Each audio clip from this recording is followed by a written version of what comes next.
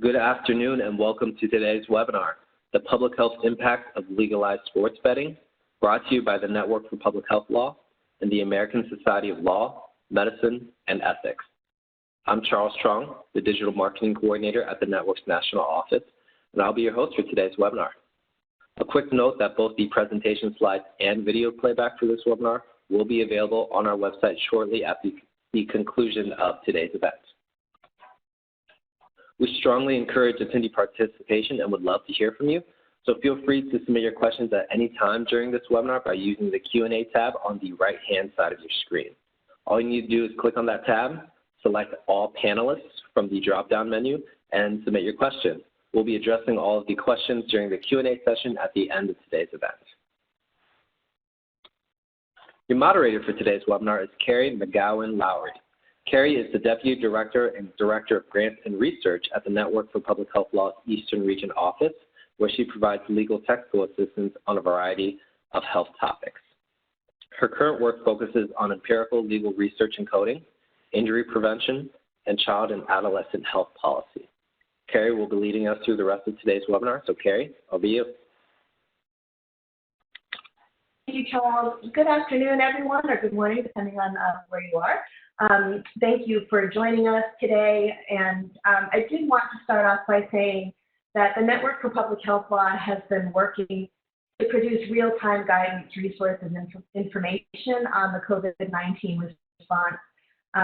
If that's something that you'd like to check out, please do visit our website at network4phl.org, where those resources are readily available. So starting our webinar today, in 2018, the Supreme Court issued a decision that allowed states to legalize sports betting. Since then, 14 states have done so, and despite estimates that problem gambling has about twice the rate of suicide as other addictions, few states have included provisions to support problem gambling treatment. Our panelists today will discuss problem gambling as a public health issue and programmatic and policy efforts to support people struggling with problem gambling, even as states legalize sports betting at a breakneck pace. I will introduce our panelists first, and then I'll turn it over to them. So first, we'll hear from Dr. Stephen McDaniel. Dr. McDaniel is an associate professor at the University of Maryland in College Park. He applies his training in communication research to the study of sports and entertainment marketing. His work focuses on consumer behavior, including the psychology of sports fans and gamblers. Over the past 5 years, Dr. McDaniel has taught an undergraduate course on gambling in the New Millennium, which is part of the University of Maryland's nationally recognized I-Series. The course exposes students to the concepts of responsible gambling, corporate social responsibility, public policy, and public health. Next, we'll hear from William Hinman. Will is a peer recovery support specialist with the Maryland Center of Excellence on Problem Gambling. As a peer for the center, Will assists individuals within Maryland struggling with problem gambling and gambling addiction to navigate recovery treatment resources and help to remove any barriers to recovery. He comes from a background of over 30 years of customer service, managerial, and sales experience, and he has a passion for working with others and sharing his personal experience in gambling recovery. And finally, we'll hear from Blair Innes. Blair is an attorney with the Legal Resource Center for Public Health Policy and the Government Relations Manager at the Maryland Center of Excellence on Problem Gambling at the University of Maryland. Blair works directly with the Maryland General Assembly and the Department of Health to expand and promote healthy gaming policy. Blair has also provided legal technical assistance to policymakers, individuals, and organizations on issues related to tobacco. Blair received her law degree from the University of Maryland School of Law and her master's from American University. So without further ado, I'm really excited for this panel. I'd like to turn things over to Dr. McDaniel.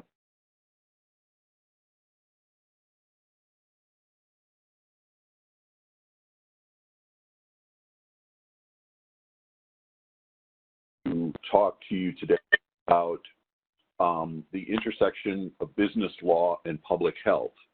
And,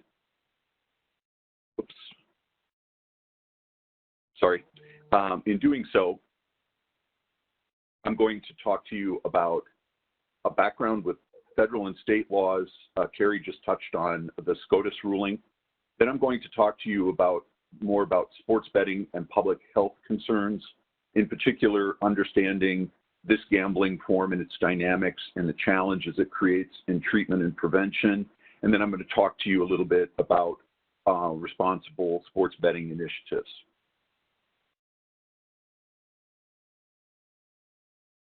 Okay, many people probably aren't familiar with PASPA, or the Professional and Amateur Sports Protection Act. It was ruled on by the Supreme Court in 2018, but I think it's important for us to understand that people were betting on sports in the United States long before that law changed. The American Gaming Association estimated that there was as much as $150 billion in illegal betting. The other thing I think it's important to understand is that the Professional and Amateur Sports Protection Act was just that. It wasn't meant to protect consumers. It was meant to ensure the integrity of sports competitions that wouldn't therefore be tainted by gambling, things like match fixing or point shaving. And so the SCOTUS ruling was really about states' rights. The state of New Jersey took this to court because at the time PASPA was put in place, there were 4 states that were grandfathered in, Nevada being one of them, and Vegas being sort of the epicenter of this. So when the SCOTUS ruling came about, that was really about states' rights. And one of the things about this that you could say was a plus is that it was argued to bring sports betting out of the shadows, where people would no longer have to bet with bookies or with an online service that was probably headquartered outside of the United States, so that they were not afforded any consumer protections. Here you'll see a map, and I would encourage those of you who are interested to go to the American Gaming Association website. They have a lot of material on this, and I think it's really important for people who are looking at this from a public health perspective to understand the business and where it's headed. Here you can see that there are currently 15 states where this is legal. 5 states have already authorized it, and 20 states have legislation pending. Now, another area that I think we need to be concerned with here is daily fantasy sports. Many of you might be aware of season-long fantasy sports, but in 2006, a law was passed that goes by the acronym of UGIA. And basically what it did was it made sure that when online poker was made illegal, that other forms of trade, such as financial services, were still legal, because if you look at financial services, there are elements of it that are like gambling. So daily fantasy sports is where a consumer will put down money in an account, and every day they assemble their team of players. Now, it's never been fully recognized as gambling, but as I note here on this slide, if it's not gambling, then why is it illegal in 5 states, and why do certain sports leagues prevent their players from participating in it? And the 2 primary companies here are FanDuel and DraftKings. And these are important names, as I will revisit them as I move forward in this talk. So where the states are at when they're considering the legalization of sports betting, they're really facing 2 areas of decision making. The first is the point of distribution. As you'll see here, the 2 considerations are whether it will be made legal in a bricks and mortar environment like a casino, or if it will be made legal in a mobile or internet environment. Some states have already passed this. So for example, my 2 examples that you're seeing here are from the state of Pennsylvania. I believe this is Parks Casino. In some states, they're looking at legalizing bricks and mortar. So to my understanding, in our state of Maryland, it is the bricks and mortar that they're looking at. And this is going to be an important issue moving forward because, again, if we think about issues related to problem gambling, access, and as I'll talk about in a moment, the instantaneous nature of mobile gambling can create concerns for certain individuals. The second thing that states are looking at is where are consumers going to go to get their sports betting? In many cases, it's casinos. The casino industry were one of the big proponents behind their initiative to strike down PASPA, but we also have to consider horse tracks in some states. For example, it's not a state, but the District of Columbia. They don't have a track. They don't have casinos. To the best of my understanding, they're going to be a state where the lottery is going to operate it.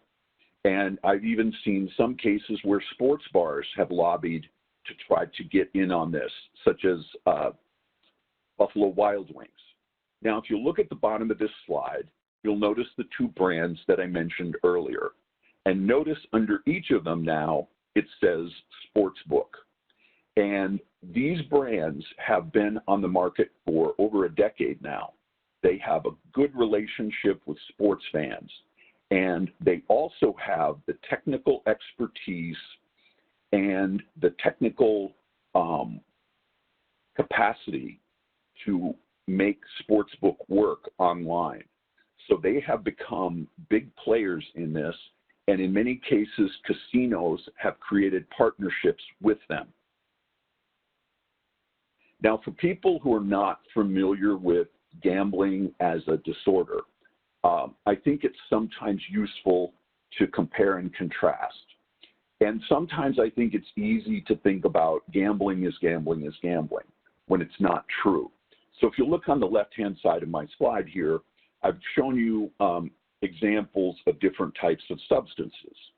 And while you might think it's hyperbole, because obviously playing fantasy sports isn't like using cocaine, we can see that people who suffer gambling disorder have certain preferences.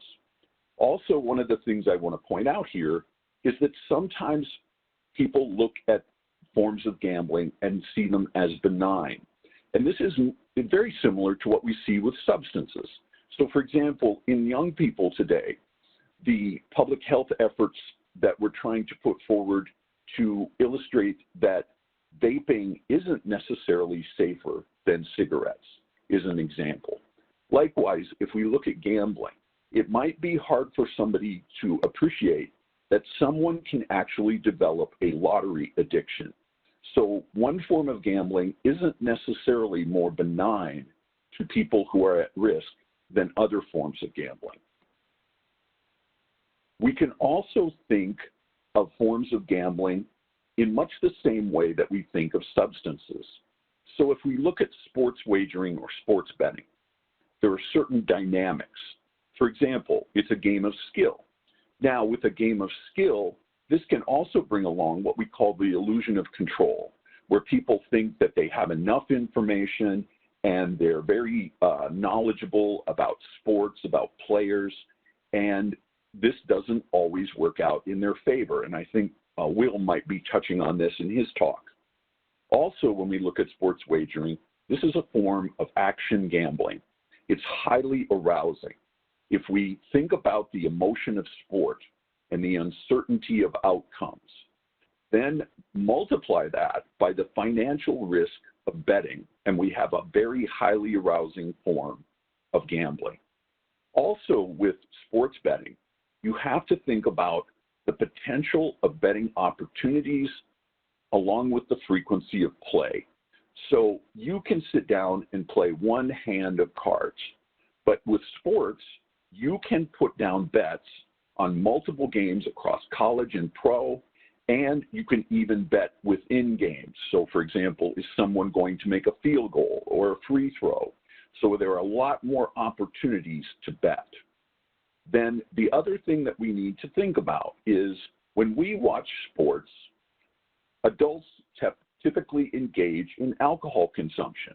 It's part of the sport fan experience. The problem with this is, and I joke about this with my class, Do you ever go shopping after getting intoxicated? Typically not. In this case, you could have money in your pocket, credit card in hand, and be making bets while you are slightly impaired, and this is going to be problematic. One of the cohorts that we have to pay special attention to here are young people. Carrie talked about the severity of gambling disorder in terms of suicidal ideation. Another statistic that we need to think about is that young people are 3 times more likely to develop a gambling problem than the general public. And there's different reasons for this. First of all, you're talking about an age where the brain is still developing, up until about 25 or 26. So it's a very impulse-prone cohort. And impulsivity is one of the trademarks of addiction, whether it's substances or gambling. The other misnomer when we talk about sports wagering or gambling and kids is that we think, oh, kids don't have money. Well, you don't need money to bet. You need something of value that you can risk. Kids have things of value, whether it's their phones, whether it's their video games, or other items. And just like other addictions, kids can be at risk as early as 10 or 12 years of age. And typically, whether it's at school or at home, they might not get the talk as it relates to gambling compared to other health behaviors like alcohol, tobacco, etc. The next thing that we need to worry about here is what we would call norming. And basically, this is sending messages to kids, whether it be through advertising, television, film, etc., about sports wagering, and that they see it as something that they want to engage in, even though it's not legal for them. And I'm going to show you a couple of examples here of how this is going to happen moving forward. First of all, within a year after PASPA ruling by the Supreme Court, all of the major professional sports leagues signed sponsorship deals with sports betting providers. So now, in addition to seeing signage at events relating to Coca-Cola or Visa, you're going to see the promotion of sports wagering. Those of you who are familiar with European soccer, or what they call football, are familiar with their model of sponsorship and sports brands. So for example, here I've shown you images where the players are actually wearing the betting brand on the front of their jerseys. I'm not saying that we're there yet, but that could be a possibility in the future. The other thing that has happened here is that gambling concerns have partnered with the media. Caesars Entertainment has partnered with ESPN, which in our country is by and large one of the biggest sources of sports media and sports information. Now, they have 2 afternoon shows. Here, highly questionable on the left-hand side, pardon the interruption, on the right-hand side. Now, these typically show in the afternoon, but they repeat them later in the evening. The images that I have for you here were taken from the evening repeats. If you look on the left-hand side where I have the arrows and look closely, you will see that they have shrunk the image of the show itself, and their partnership with Caesars Entertainment allows them to show point spreads to the left of the image and under the image. You'll see that I've highlighted it in white on the right-hand image at the bottom of your screen. And so again, over the course of half-hour shows, people are going to see this information. And again, when young people see this, it just helps make sports wagering that much more socially acceptable to them. In addition to this, shortly after the PASPA ruling, both ESPN and Fox Sports 1 started afternoon sports betting shows where people can tune in 5 days a week to get information on how they might inform their betting. In the top image, you will see that they also have a show on ESPN, which is about fantasy football. Again, this can relate to season-long fantasy sports, but one of our concerns here is daily fantasy sports, because some people have argued that fantasy sports might be the equivalent of what we call gateway drugs, or a gateway to sports wagering and problem gambling. I've talked to you a little bit about some of the primary challenges with primary prevention. Now I want to talk a little bit about secondary prevention. This month is Problem Gambling Awareness Month, and one of the goals here is to promote awareness of gambling disorder, and especially to promote getting help with screening and seeing health providers. The other initiatives here are to help train health providers to better understand the issue of problem gambling and gambling disorder. It's important to recognize that it's only been since 2013 that gambling disorder has been recognized as a behavioral addiction. So, and this type of addiction, as Will probably touch upon, is not always as easy to see as other forms of substance abuse. Then the other issue that I'm concerned about moving forward with treatment and recovery, there's an area of addiction research called cue reactivity. And this has some really interesting underlying neuroscience that I won't go into. But I think the easiest way for us to think about this is, if you have ever tried to go on a diet and you have a weakness for certain things, it could be ice cream, it could be fast food. When you are on that diet, you might still develop cravings. And so someone might bring ice cream into your house, or you might see a McDonald's or Burger King ad. Those things penetrate your thoughts and stimulate cravings. And we can see the same thing with gambling and sports wagering. So imagine how sports saturated our country is, and how the institution of sport is heavily woven into the fabric of our culture. So for example, imagine someone coming to work who's in recovery, and your coworkers want to have a March Madness bracket pool. That's gambling. And even if it's not gambling, now all of a sudden, for 2 weeks, you are exposed to this. Think about how important the Super Bowl is in our culture, college football, and then look at all the images I have here. And as will touch upon, when a person is trying to recover from this, you can't be exposed to any of these images, and that becomes very challenging. I've talked a little bit about the role that consumers play in terms of responsible gambling, and how we as public health practitioners can help with this.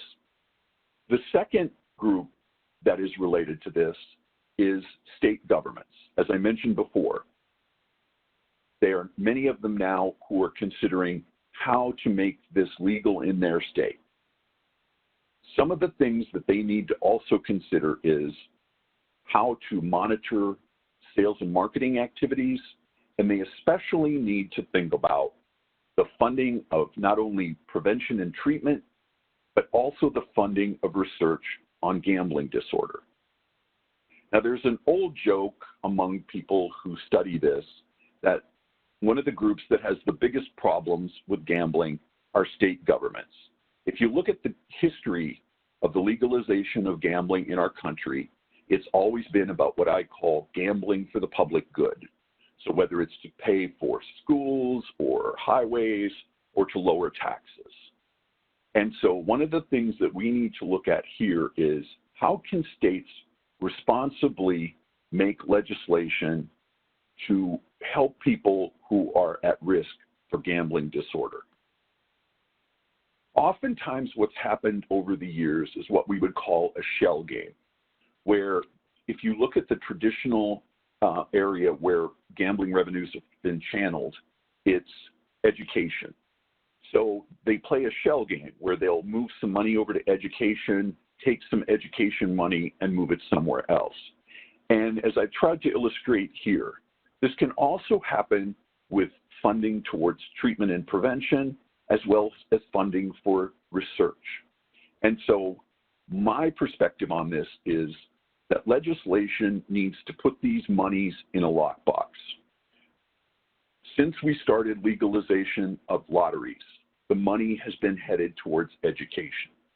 We need to keep those monies there. In addition, notice how I've separated funding for treatment and prevention and for research. These are two separate activities, and oftentimes when you get groups that are competing for scarce resources, sometimes money doesn't get channeled where it should go. And so to me, in my world, it's important that we have funding for research as well as treatment and prevention, and let me illustrate why. There are two types of research with gambling disorder. There are prevalence studies. So for example, how pervasive is gambling disorder, whether at the national level, whether at the state level? How pervasive is it in young people, or how pervasive is it in certain minority groups? That's important. But the other thing that's also important is what we call the etiology. How do we understand the underlying factors of an illness? And one of the challenges for people who study gambling is that at the federal level, NIDA, the National Institute on Drug Abuse, they do not fund research unless it involves substance abuse. The National Institute of Mental Health, they don't really look at addictions because they see that as the domain of NIDA. So if there's not funding at the federal levels, I would argue that it's incumbent upon the states to set aside monies that will help our understanding, which can help inform our prevention and treatment. And lastly, I'm going to turn to the gaming industry. And as I've already showed you, we have some partnerships that have already started to happen. Partnerships between the gaming industry, the spectator sports industry, and sports media. And we need to think about corporate social responsibility as it relates to marketing and advertising. And again, we have to be especially mindful of how this relates to vulnerable groups like children. The American Gaming Association, which is the trade association that represents casinos, have rolled out a new health campaign that they call Have a Game Plan. And this has just been released, I think, this month because it's Problem Gambling Awareness. And there are 4 pillars to this: setting a budget, keeping it social, be informed, and then play with trusted and licensed regulators. And I want to start with number 4 to begin with before I forget. It's important that people recognize that just because the Supreme Court struck down PASPA doesn't mean that sports betting has automatically been made legal in your state. There are still online providers that are offshore, whether they are headquartered in Antigua or China. And people need to be mindful of this because they don't necessarily treat you fairly, and you're giving them, in some cases, large amounts of money. Now let's go back to the other 3 areas. If you look at this, these are some of the things that we would see as hallmarks of responsible gambling. Setting a budget that is in terms of time and in terms of money that you spend with gaming activities. Likewise, keeping it social. Again, gambling should never be about making money to pay the rent or to make a car payment. That's when we start to get into problem areas, as I think Will touch on. Here's an example of what you're going to start seeing at some sports venues. If you'll look at the arrow at the center of the page, on the hockey dasher board, you will see a bet responsibly and the Have a Game Plan tagline under this. This is not unlike what we've seen over the years with alcohol marketing. And it will be interesting moving forward to see how this works. But I think to emphasize this, the industry, especially at the national level, wants this to go smoothly and they want to be responsible. But what you folks need to think about is that the gambling industry is made up of individual companies, individual players. And so, as I'll talk about in a moment, it's important for us at our state levels to be paying attention to what our local gambling providers are doing and how they are marketing. And as we look towards the future, it's already here. Soon you will see people betting from the stadium. I mentioned earlier the notion of in-game betting. So you could be up in the stands with your mobile phone and you could place a bet in real time on whether the batter is going to strike out, whether the kicker is going to make a field goal, whether they are going to get a touchdown, and all of these things. This is where it's going.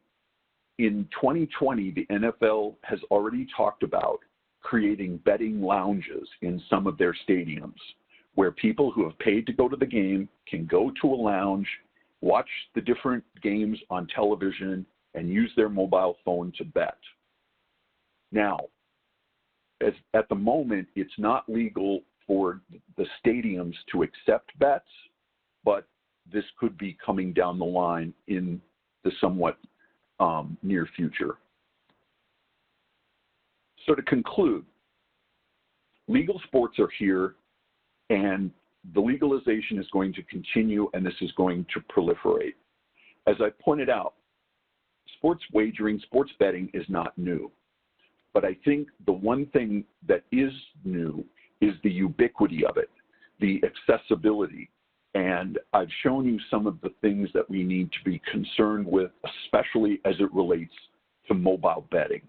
And again, I would urge you to go to the American Gaming Association website because they'll talk about how people can sign up to do this and what protections are in place to keep underage consumers from participating. It's important for us in public health to be proactive, vigilant, and vocal. It's important for us to have this conversation about a healthy respect for gambling, about recognizing gambling disorder and talking to young people, and also to be vigilant about how our states are crafting policy, how our gaming industries and their sports partners are handling this, and to be vocal. So for example, the American Gaming Association doesn't want a certain company in a certain part of the United States to be doing something that is going to give the industry a black eye. They don't have the capacity to do any kind of enforcement. But I think what we want to have here is for people to speak up. If you see aggressive marketing, you know, say something to, you know, your state government officials. And I think we really need to try to have a public-private partnership here as we move forward with responsible gaming in the area of sports wagering. I'd like to thank you for your time, and I would direct you to a couple of resources here. First, for those of you who are not familiar with daily fantasy sports or sports betting in general, there's a great article by Nover on Vox.com that talks about the rise of daily fantasy sports and how those companies have entered into the sports betting space. Likewise, I would recommend that you go to the American Gaming Association website to look at their responsible betting marketing code, because again, we want to be mindful of this. And also the other thing I forgot to say earlier is every state has different laws about the parameters of gambling, advertising, and marketing. You might want to inquire about your state so that you can be on the lookout for this. And then lastly, as I said, They spell out all of the things that they're doing with their Have a Game Plan betting campaign, as well as the things that will be in place for online wagering.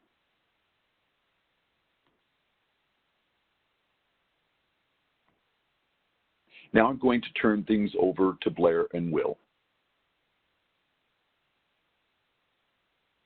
Great, thank you so much, Steve.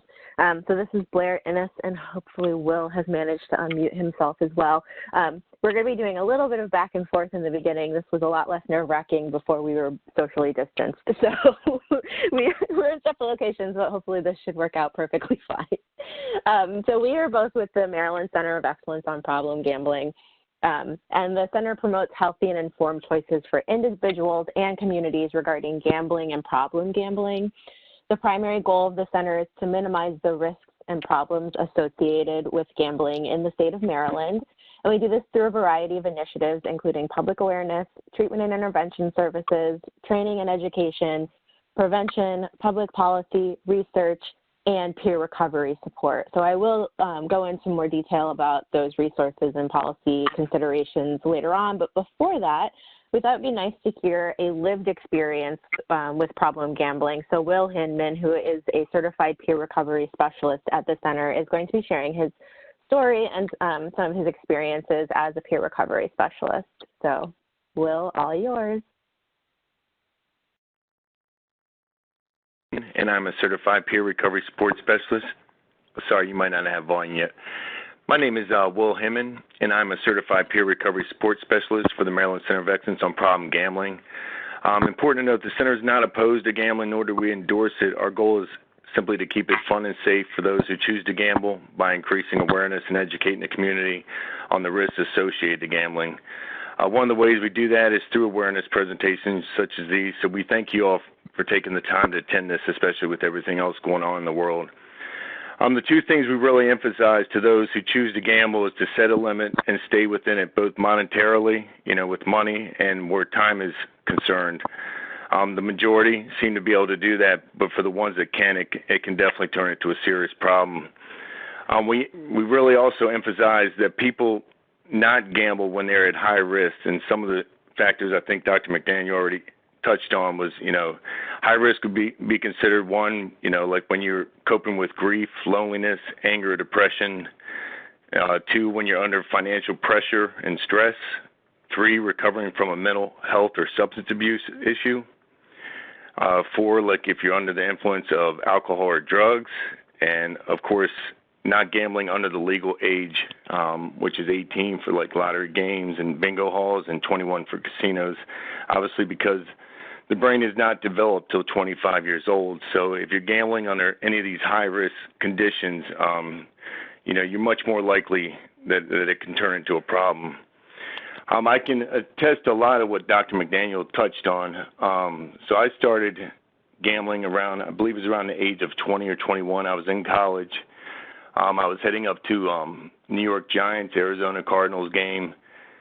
And a buddy of mine told me I could put a bet in with a bookie, and it would make the game more fun, and it sounded like a good idea. So that was the first game that I'd ever bet on. And went up to, obviously I didn't care who won between those two teams. I wasn't local to either of those towns, but of course my first two bets, I won both sides, and it made the game a whole lot more exciting, made the trip a whole lot more exciting. And it was just small bets, probably $25, on under over in the team. But that started a long relationship with sports gambling. I would say probably about 23 years. And it's also important to note that I always had alcohol in hand through my gambling days. The two for me just went hand in hand. And today I'm also in recovery for alcoholism. So I can definitely attest to the fact that if you're alcoholic, our statistics show if you're alcoholic and you choose to gamble, you're probably more predisposed to being a problem gambler. And like I said, I can attest to that. So, I would definitely also, I was without a doubt an action gambler for many years. I set limits.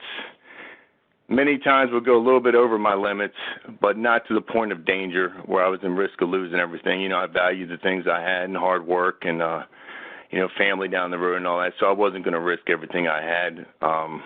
I considered, the amount of money that I lost every year to just be a form of entertainment. But, if you look back on the time that I allotted to it and the amount of money that, I lost and accrued over the years, it's pretty disgusting, and it makes me, very regretful today when I look back at the time. More than the money, but the time that it took away from a lot of my daily activities and the people that I love and care about. My family used to always tell me they could always tell when I was winning or losing a game, by my mood when we were having a Thanksgiving get-together, Christmas, whenever the football games were on. You could just count on it. I would always have money on the line. But like I said, I was an action gambler, so, I bet very small amounts, but I like to play the board. I would just like to have money on lots and lots of games. One night my bookie laughed at me because I had 88 games called in, and I think they were for like $10 a piece. I think I broke even, went 50-50, but you still lose 10% on your bets. But the bottom line is I like to play the board. I wasn't one of those guys that could just pick one or two games and play those. I like to have action on all the games. So I could definitely test what Dr. McDaniel was talking about action gambling. I did it for the thrill.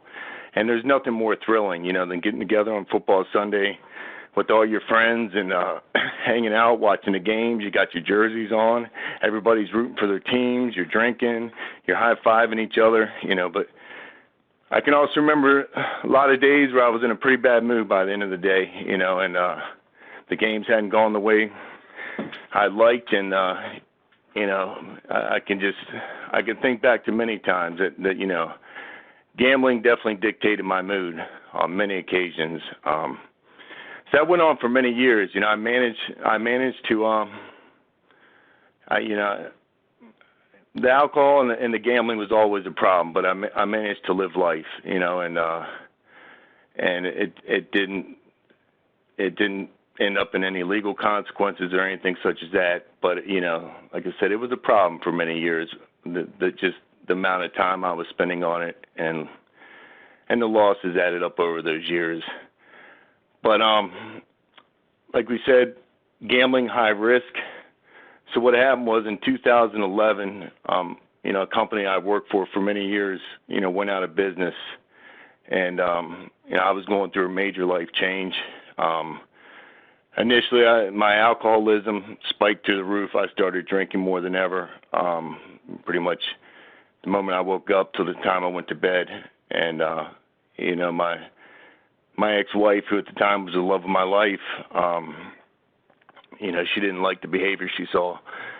So we separated over that, and I moved back into the house with the agreement that I would give up alcohol. And when I moved back in, at that time I had an online account, and I was introduced to poker, and I never really been much of a poker player.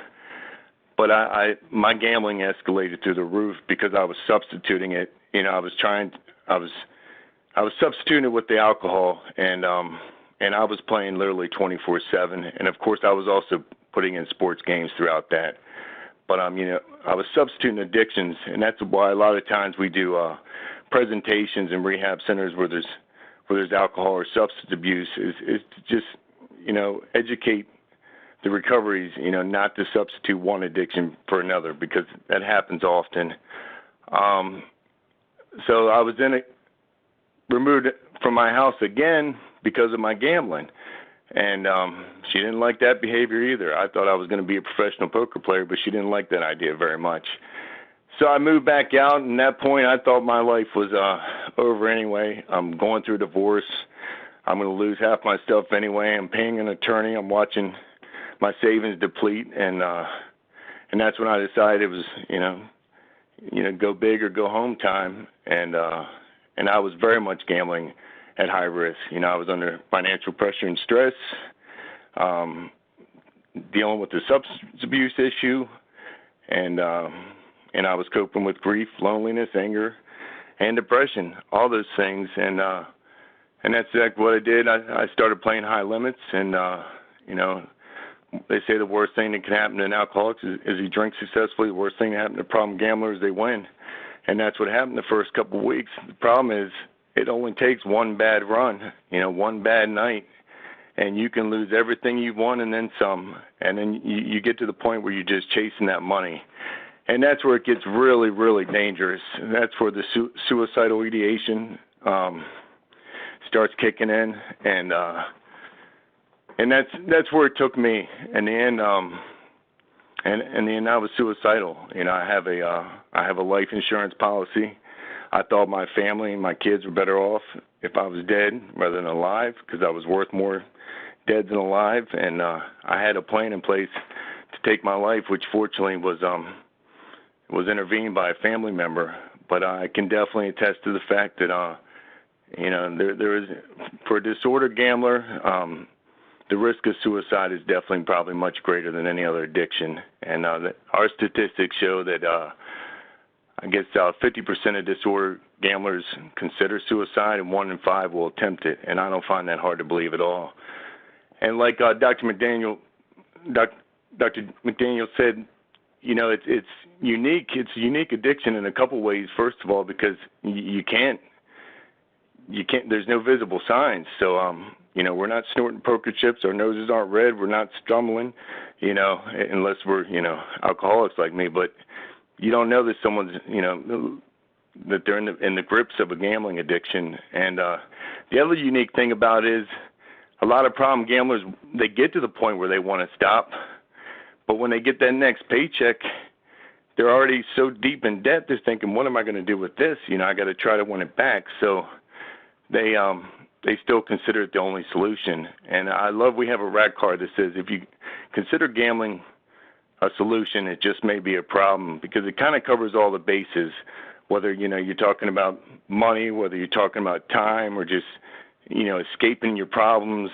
If you consider it a solution, it just may be a problem. So today my job, you know, we have the 1-800-GAMBLER helpline is a way we get a lot of our referrals, and they're starting to emanate through other sources as we start to, you know, spread the word and increase awareness. So when I get these help seekers, a lot of times they're in a very desperate situation, and I've worked with gamblers of all different types, from sports gamblers, casino gamblers, bingo halls, scratch-offs, you know, lottery games. So the first thing I try to do is convince them that gambling is not a solution, which is not always easy. And sometimes you'll think they're convinced of that, and then you don't hear back from them for another month or two.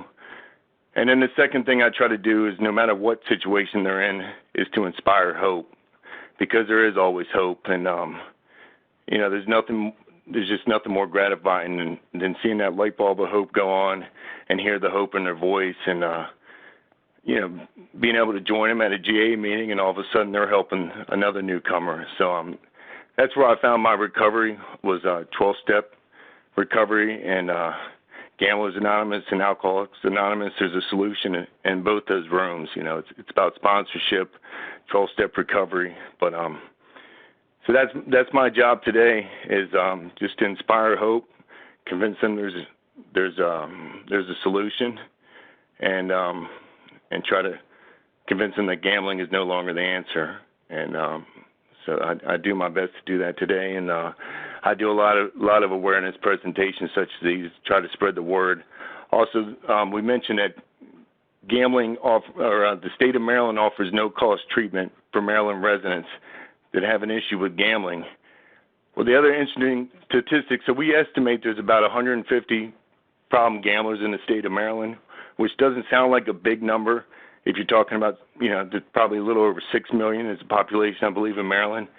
But we also, statistics show that it affects 7 to 10 people around the problem gambler. So if you times that 150 times 7 to 10, you got probably in the neighborhood of 1 million people, 1/6 of the Maryland population that's affected by it.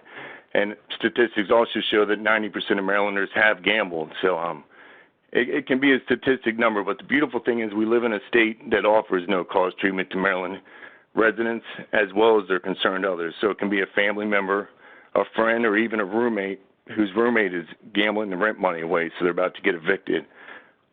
So my job is to try to get them into treatment, get them into 12-step recoveries, and also sign up providers on our no-cost treatment list. We're currently at about a little over 100 providers in the state we're able to refer them out to, and my job is to keep increasing that list. So I think that about pretty much covers everything for me. I'm going to turn it back over to Blair, but thank you all very much. Thanks so much, Will. That is not the first time I've heard Will's story, but it never ceases to impact me greatly. So I do want to end on a little bit lighter note and talk about some of the resources, not just that are available in Maryland, but resources that we can find across the country for people who are experiencing problem gambling or have a person experiencing problem gambling in their life. So like Will said, we have the no-cost treatment for problem gambling, reimbursement for problem gambling treatment services, not just for people who are experiencing the problem gambling, but for their loved ones as well. And then the peer recovery support specialist. So that is what Will does. There are 5 peers at the Maryland Center of Excellence, and all of them have been in recovery from problem gambling for a minimum of 2 years. And I want to say all of them have had experienced other addictions as well, although I don't want to speak for them. And they do receive training on how to help people. So not only do they have the lived experience, but also they do have training to help people who are seeking their own assistance in recovery. And then in Maryland, we have the 1-800-GAMBLER helpline that Will talked about, and that's what will actually get you on the phone with a peer recovery specialist. We have our website, helpmygamblingproblem.org. And then the Maryland Coalition of Families is a really great support network for family members who have a loved one who is experiencing problem gambling. Something that was briefly touched on was the voluntary exclusion program, which is run by our Lottery and Gaming Control Commission. And so people are able to get on a list so that they can exclude themselves from participating in gambling in the state.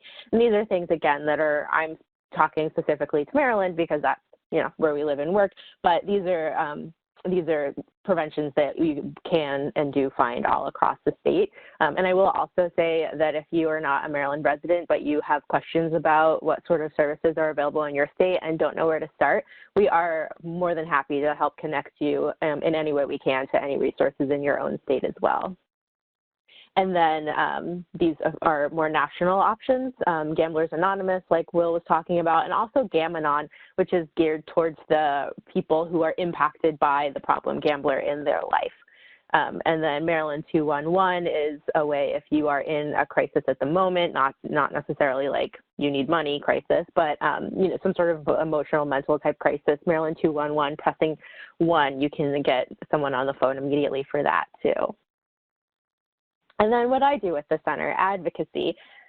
So now that sports betting is being legalized across the country, there are kind of policy and legal considerations that we can be bringing to our legislators to make sure that there are just responsible and problem gambling resources available. And so these are a few that came from the National Council on Problem Gambling, and I can say here in Maryland, these were areas that we were advocating for during the hearings for our own problem gambling bill. So first of all, just including dedicated funds to prevent and treat gambling addiction. So specifically, like I know in Maryland and plenty of other states, there already are problem gambling funds, but what we have to realize is that we're creating and opening up a whole new avenue of gambling. Now, we know that people have been illegally sports betting forever, but now that it's legal, we can probably rightly anticipate that more people will be participating in that. And so we likely will need more funds to be able to do the work that we're already doing because we can expect more people. So it's definitely something to bring to the legislature's consideration. Requiring sports betting operators to implement responsible gaming programs.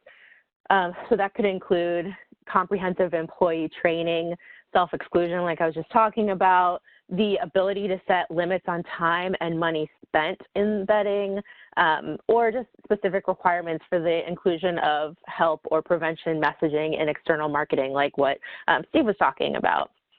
Assigning a regulatory agency to enforce the regulations and requirements that are enacted. So in Maryland, that is our Lottery and Gaming Commission. In a lot of states, they're the same type of commission that does that already. And then also conducting surveys of the prevalence of gambling addiction, both prior to the sports betting expansion and then at regular periods after legalization of sports betting in the state, so that you can monitor the impact of legalized sports betting and then have data to support evidence-based efforts.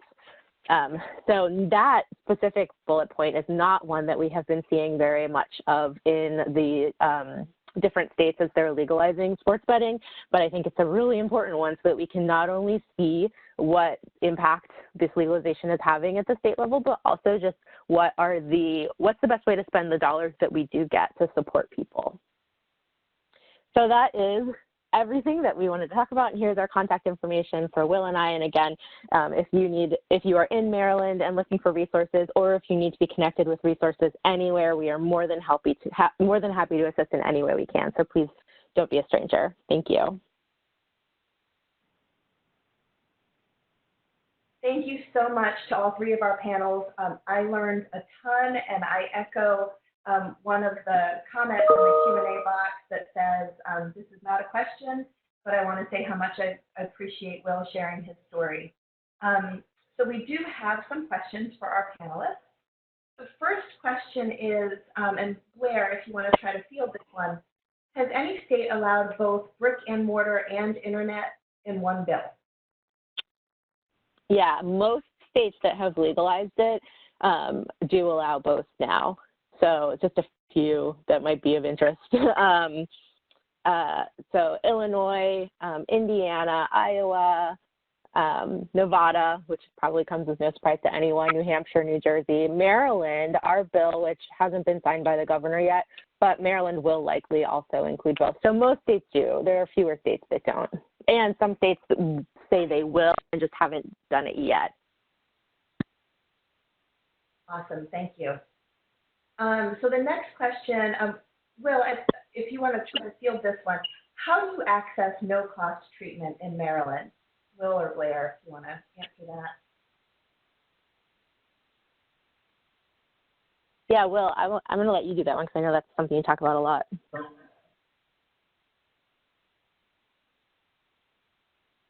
Can't hear you, Will. You might be muted. Oh, can you hear me? Yes, there you are. Okay, sorry, I had it on mute. Yeah, so we have a list, like I said, a little over 100 providers. One of my jobs is to try to continue to build that list. So what happens is when they call that 1-800-GAMBLER helpline number, they connect to them to the peer assigned in their territory. So I have Southern Maryland, which is from Anne Arundel all the way down to St. Mary's County. If they're in one of those counties, I find them a peer that's closest to them. And like I said, my job is to keep building that list. They can also get a list of providers off of our website, which is listed on there, and the helpline can also directly refer them to a provider as well. Awesome. So 3 ways, through a provider, through me, and on our website, you can find the list. Great. So, Stephen, there is this is more of a comment, but I thought you might have a response to this. So someone in the Q&A field said, quote, learn the games you are playing, unquote, feeds into the notion that betting is a game of skill. So again, learn the games you are playing feeds into the notion that betting is a game of skill. Do you have any comment on that? Is that for me again? I'm not sure if I understand. That's for you, Stephen. Was that for? Okay, sorry. Yeah, go ahead. Sorry, Steve. I'm not sure if I got the question specifically, but I'll try to wing it. Oftentimes when we look at gambling, and I always tell my students this, they're ideal types. They're games of luck and games of skill. And I think Will could attest to this. So if you look at something like the lottery, or more specifically Powerball, you have a better chance of becoming president than you do winning Powerball because it's all by chance. Likewise, slot machines, they have algorithms, so everything is by chance. With sport, the reason that you look at it as a game of skill is because you have collected all kinds of information. And one of the things that you're going to see, it's already started to happen, is information like something as seemingly innocuous as the weather. So is it going to be raining? Is it going to be windy? So that's a piece of information because that could affect how people perform on the field. Also, you might look at things like, okay, how do they play on the road versus how do they play at home? A variety of those things. And so that's why it's seen as a skill. But like anything, a skill is an exaggeration because a perfect example would be the Super Bowl. That one of the biggest bets in last year's Super Bowl was whether the quarterback for the Kansas City Chiefs was going to go over or under a certain amount of yards. So people lost big on that because at the end of the game, the Kansas City quarterback ran backwards and took a knee as he ran out the clock. So that subtracted from his rushing yards. So that's why I said skill can be an illusion of control. And I think Will could probably chime in on this as well, having been a sports bettor, that you look for what we would call an edge. And that's why you have these shows popping up on ESPN and Fox Sports and all over the internet, is that these pundits are going to tell you, here's the trends. And there are some people, whether it's horse racing, fantasy sports, or sports book, that even have created algorithms to try to give them an edge. I hope that answers it. Thank you, Steve. It does. Will, did you want to chime in on that, or should we move to the next question? Yeah, Dr. McDaniel's on the money. I used to wake up every morning, print out my lines. I would go on the websites. I would do my research, check the weather, check who's a home dog, who's the rested team. They even had a site you can go to and get handicappers picks, free picks, and so you always think that you have an advantage. It's called the dream world of the compulsive gambler. And I have a friend that's been, he was one of my gambling buddies back in the day. He's still gambling to this day. Can't get him to stop to save my life. He's gonna, he tells me he's gonna gamble to the day he dies, and he's an alcoholic as well. He hasn't had a drink, and I think coming up on 3 years. But he actually looks at those sites and he sees whether they went 3-1, and if they went 3-1, he goes against them their next bet. Because his belief is that if they went 3-1, chances are they're going to lose their next bet. So we all have our theories. But bottom line is he lost his wife. He's in risk of losing his house, and he doesn't have a dime to his name. So I don't think his theories are going so well for him. But, poker is considered the most skilled game. And, one of our peers was actually a professional poker player for 6 years, and he started dividing the number of hours he was spending per week by the amount he was winning, and realized he wasn't even making minimum wage, and points out that only 3% of poker players are actual winning professional players. And you have to play for hours and hours a week. You have to have a bankroll. You got to be able to weather bad runs, because it's a numbers game, and you're paying a percentage every time you lose to the house. So they're making their money regardless, who wins or loses the games, so it's kind of an illusion we have, but absolutely I agree with Dr. McDaniel 100%.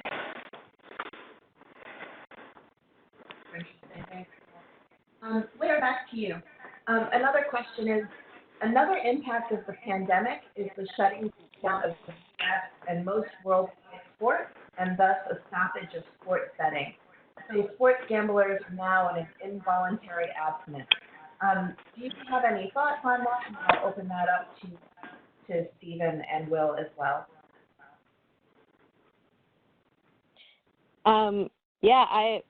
I don't particularly have any thoughts on that. I think that's partially true. There's still plenty of other ways to gamble, though.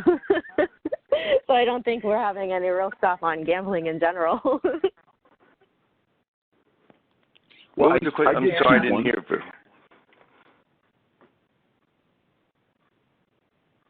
Go ahead, Will. Sorry. Oh, I'm sorry. I couldn't hear the question. I'm getting a little bit of static on my end. Oh, no worries, Will. So the question, it's more of a comment. Another impact of the pandemic is the shutting down of U.S. and most worldwide sports, and so, therefore a stoppage of sports. So the idea is that sports gamblers are now in an involuntary abstinence period. Did you have any thoughts on that? Agree, disagree? and Oh, absolutely. Yeah, I've been saying that it's going to be very interesting because there's a lot of gamblers right now that have been problem gamblers that have been cut off cold turkey. You got the casino shut down, and on top of it, they can't even watch or bet on sports. So I'm very curious to see how many of them come out of the woodwork right now and how many new help seekers we have in the near future. I can tell you I've been on 3 GA meeting line calls over the last 3 nights, and we've heard a lot of them come on there. I haven't seen an increase in helpline calls, but I have seen them definitely on the GA telephone meeting calls. You want to comment on that, Dr. McDaniel? Well, I wanted to say that I thought I saw on a website where there are some sporting events going on in like Russia and Turkey, and that people are betting on those. I'm not sure how pervasive that is on sports books, but the other supposition I had, though, with thinking about some of the things you said, is that you think about people who have gotten to the point of disordered gambling, that this is probably having that fix, if you wanted to use that term, is going to create a lot of anxiety. And this is where I would worry about the things that you were discussing in terms of comorbidity. That if you're feeling anxious and that, there's a lot of compulsiveness to this, are they going to turn to other things to medicate, until they can get that fix back? That's purely just speculation. I think it's a legitimate concern. Thank you. I did want to note for everyone who's listening, I have noticed that our audio has gotten a little wobbly, so I just ask you to stick with us. Hopefully we can get things ironed out. Next question is about the DC sports betting law. So I don't know who would best to field this, but I'll let you self-select. The DC sports betting law passed last year gives the first $200,000 of revenue to fund programs through the Department of Behavioral Health to prevent, treat, and research gambling addiction and anything after to other programs. Will that be sufficient? So this is really an opinion question. Do you think that the first $200,000 of revenue is sufficient to prevent, treat, and research gambling addiction? No. I will field this. Blair, first in with a no. No, I mean, really, like, my personal opinion is no. The real answer is probably we have to see. It depends. What I can say is that kind of the best practice that I've been hearing is to put 1% of revenue towards these type of gambling addiction issues. So that is kind of the basis for my no. There's no way that equates to 1%. Excellent. This is a follow-up question. Blair, do you happen to know, prior to the legislation allowing gambling, where did funding for treatment come from? There was the current legislation that we're talking about right now is just specific to sports betting. So like casinos and what have you were still legally in existence before that. So the revenue would be coming from, or the revenue for the treatment would come from the casino revenue. Gotcha, makes sense. So Will, this is a question for you. Is gambling addiction strongly correlated with alcohol addiction, to your knowledge? And are there any other hidden correlations associated with gambling that you're aware of? I heard first of all, you asked if it's stronger than alcohol addiction? If gambling addiction is strongly correlated with alcohol addiction, so if folks with gambling addictions are more likely than others to also struggle with an alcohol addiction. Yeah, I think the two can go hand in hand. I don't know if it's one of our statistics, so I don't want to quote it, but I think one of my peers and I came up with one that said if you're alcoholic, you're 80% predisposed to being a problem gambler if you choose to gamble. And I just think when you have that risk-taking mentality, there's something about it that goes, it just fills that craving for alcohol. It's like the alcohol and the gambling kind of go hand in hand for us. And you know how they talk about, you know, a lot of times alcohol, it's like to use stimulants to stay up all night, you know, whatever. But they did a brain scan of a problem gambler and a cocaine addict, and the two were identical, the brain scans. So it's just something about it, the alcohol and the gambling. It's like they just kind of go hand in hand. It's kind of a part. We used to take a trip to Vegas every year, like 10 to 20 of my friends, and fly over there every year, and just, I mean, it was just drinking and gambling the whole time. They just went, they went hand in hand, and I'll tell you, I only won that first year. The other 9 years, I always came back broke, busted, disgusted, and absolutely frustrated with myself that I didn't use the money to take my family on a vacation, you know. But I definitely think there's a correlation there, but not sure if statistics, you know, I don't know the exact statistics on it, but I definitely believe there's a correlation between the two. And I know I also work with a lot of problem gamblers. When they're trying to give up one, the other one escalates, and it goes both ways. I have one help seeker that I'm working with now, and he says every time he quits gambling, he starts drinking, and then every time he quits drinking, he starts gambling. So he claims that it's one or the other for him, and he doesn't have to drink when he's gambling, but he does have to drink when he's not gambling. I hope that helps. Yeah, it does. Thank you, Will. So, Steve, these next two questions, I think, are suited for you. Has the surge of data analytics in sports caused an increase in sports betting, to your knowledge? I'm sorry, Carrie, was that for me? Yes. So again, the question was, has the surge of data analytics in sports caused an increase in sports betting? I have no answer for that. I've seen no data on it, but I think the question is sort of indicative of the things that I said earlier, that I think what we're going to see is that this surge in data analytics is also going to create new betting opportunities. So, for example, people might not know this, but in the NFL, there are now chips in everything, including the football. So, so could you put a bet on how fast that the ball is going? There are chips in players' shoulder pads. Could you put a bet on how fast a player is running?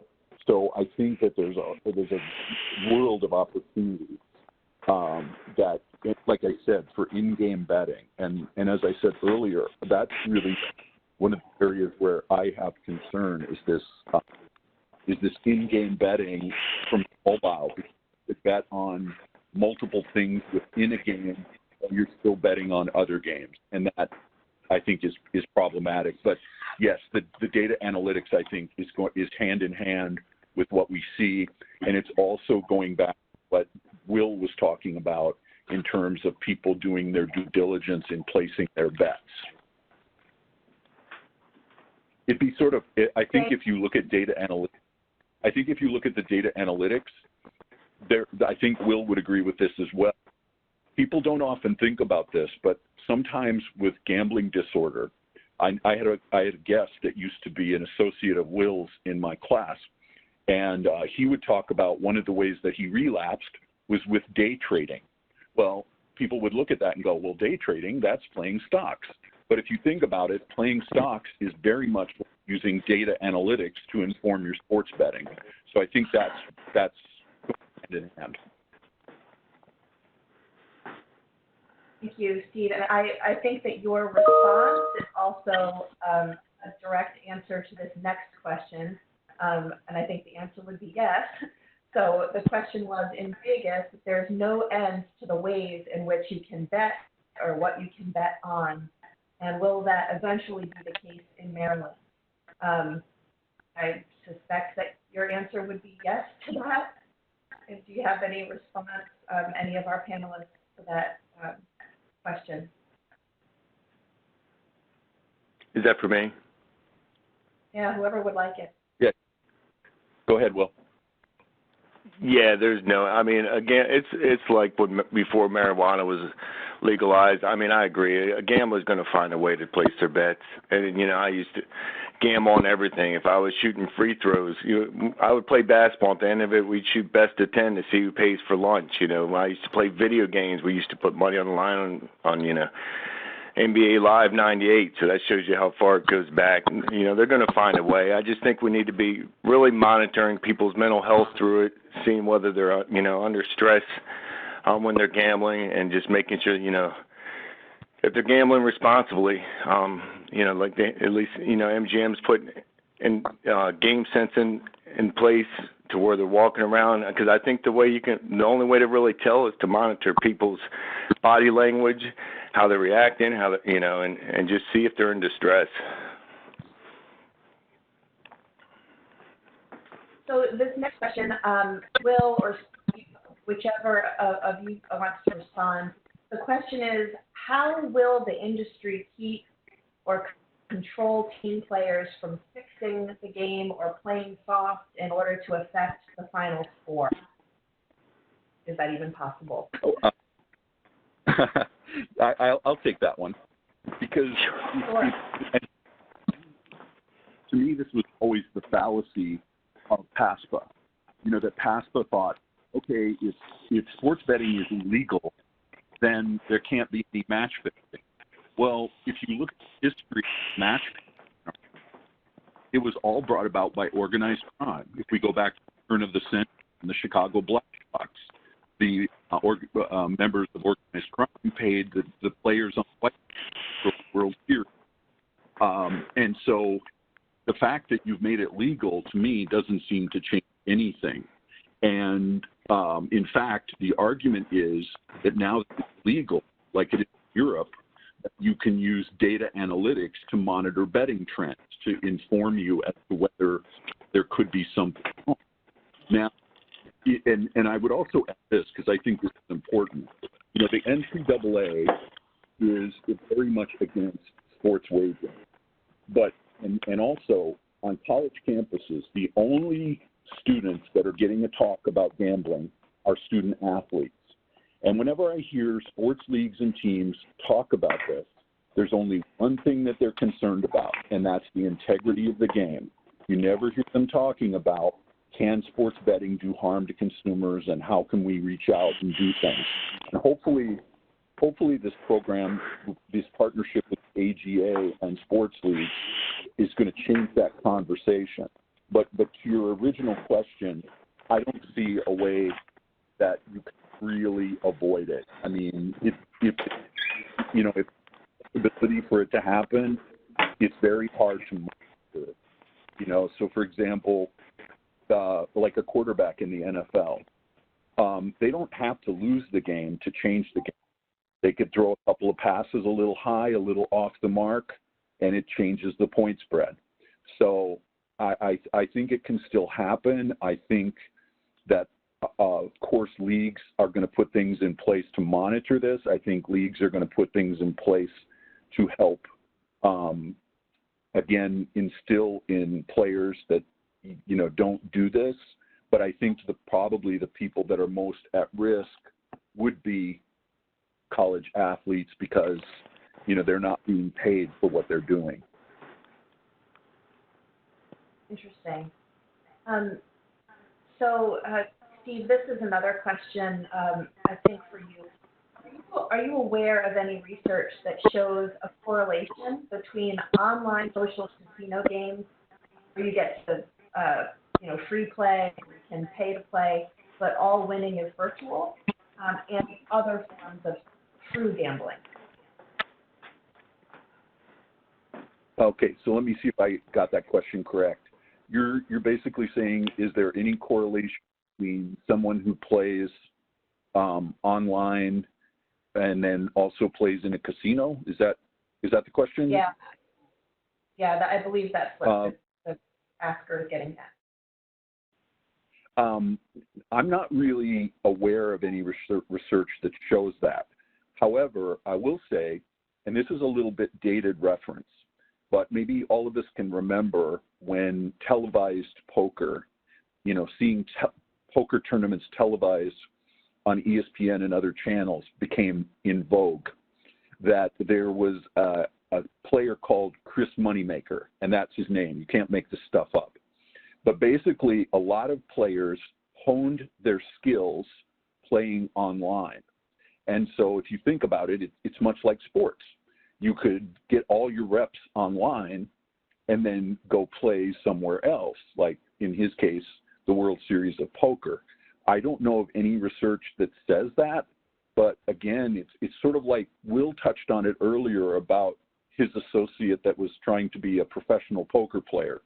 I think you're going to put the time in and to try to build your skills, and it makes sense that online is a good place to do it because you don't have to leave home. And I'm not, by the way, I'm not endorsing that. I said that seems like a logical approach. Excellent. So Blair, another question we have, what happens if a neighboring state legalizes online sports betting? Can't people legally play in my state too?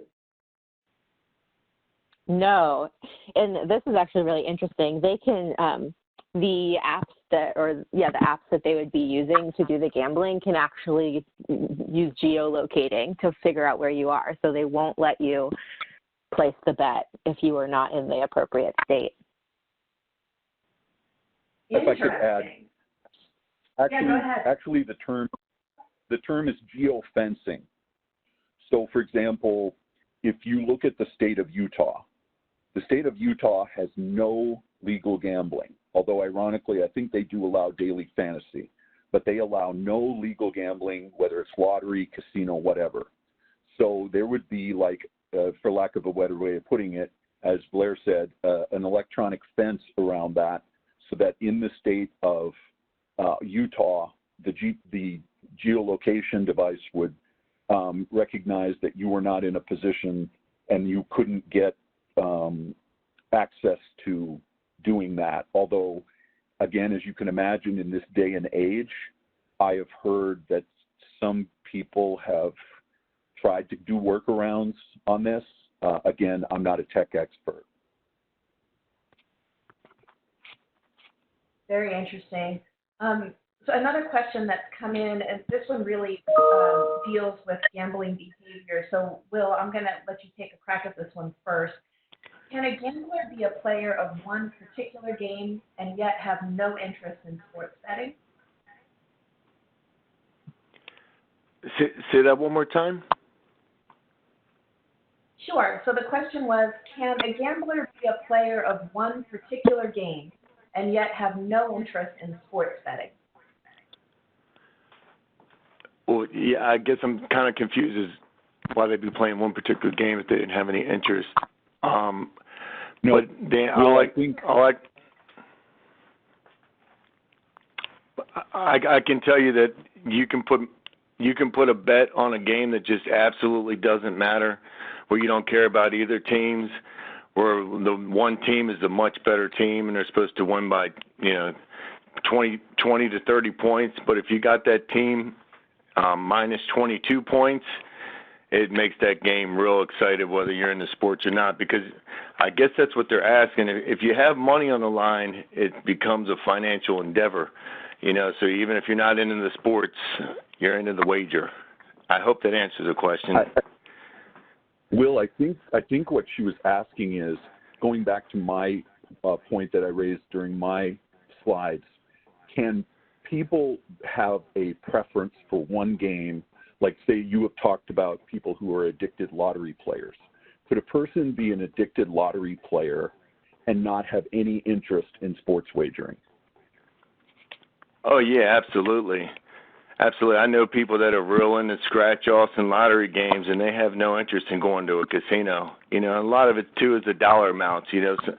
Some people just want to buy their, $2 to $5 lottery tickets or whatever, and they don't want to go in there, and risk big money. Yeah, I think absolutely. Some people definitely have their games of choice and really no other games interest them.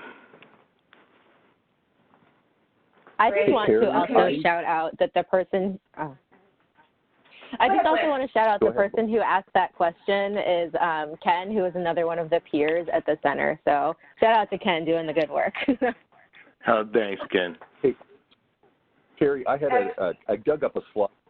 I dug up a slide that I think answers a question that you had tossed at Will. It's something in one of my lecture slides that you had asked Will a question earlier about alcohol. And these are some interesting stats on comorbidity. And I cannot really tell you where the source is, but the percentage of people who have gambling problems, 75% of them have had problems with alcohol, 38% of them have had problems with other drugs, and 20% have attempted or committed suicide, which is a very sobering point that Will brought up. So you do see very high relationships between gambling and alcohol, but I can't say it with sports betting. Wow. Oh, thank you for those stats, Steve. That's sobering.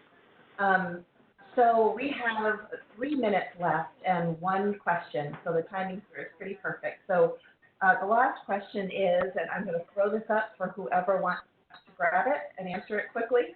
Are there lessons to be learned from other parts of the world with regards to gambling policies and public health?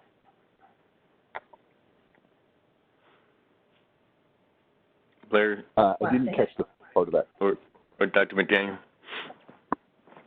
Any lessons to be learned from other parts of the world? Well, here's what I would say, is that if you look at other parts of the world, they have had things like sports gambling in place for much longer periods of time. Therefore, their research infrastructure is much more in place. Also, if you look at the way that gambling is regulated in other countries versus here, so for example, in Australia, a gambling researcher could actually go into a casino and do research. That is never going to happen here. And so I think we can learn things. The other thing that we can learn, and I would ask people at the state levels who have gambling legislation in place, Google the Alberta Gaming Institute. The Alberta Gaming Institute receives funds from their province's gambling, and they are dedicated specifically for gambling research, and it's not just in the medical realm. If you are a researcher at any of the universities in that province, you can get a grant to study gambling. Of course, it's peer-reviewed, but I would say that's one of the things that our country should start looking at. I also think we can learn a lot from other. Oh, sorry. No, go ahead, Will. Oh, the only thing I was going to add is I think we could learn a lot, too, from other countries such as Canada regarding treatment as well, because we really don't have a whole lot of treatment designated in the United States just for problem gamblers. A lot of times they're put in with, substance abusers or alcoholics, and if they don't have one of those issues, they might feel very much out of place. And I just wanted to add really quickly, not relevant to the rest of the world, but in America, the Center of Excellence does actually track all of the sports betting legislation that is enacted. And we in Maryland, for instance, we're able to point to some of what Pennsylvania is doing as best practices that we should look into as well in Maryland. And so that is something that we can share and add to if anybody has any interest in that, in seeing what our survey looks like. Fantastic. Thank you, Blair. All right, so with that, we are at 2:30. I just wanted to thank all of the attendees for joining us today. The slides and the video playback of this webinar will be available on the network's website, www.network4phl.org/webinar. Oh, it's right up on the slide. And again, I did want to reiterate that the Network for Public Health Law does have real-time guidance and resources on the COVID-19 response on the website, so please also check that out if that is of interest to you. A special and wholehearted thanks to our panelists today from this webinar, Dr. McDaniel, Will Hinman, and Blair Innes. And thank you again for joining us, everyone. Please enjoy the rest of your day.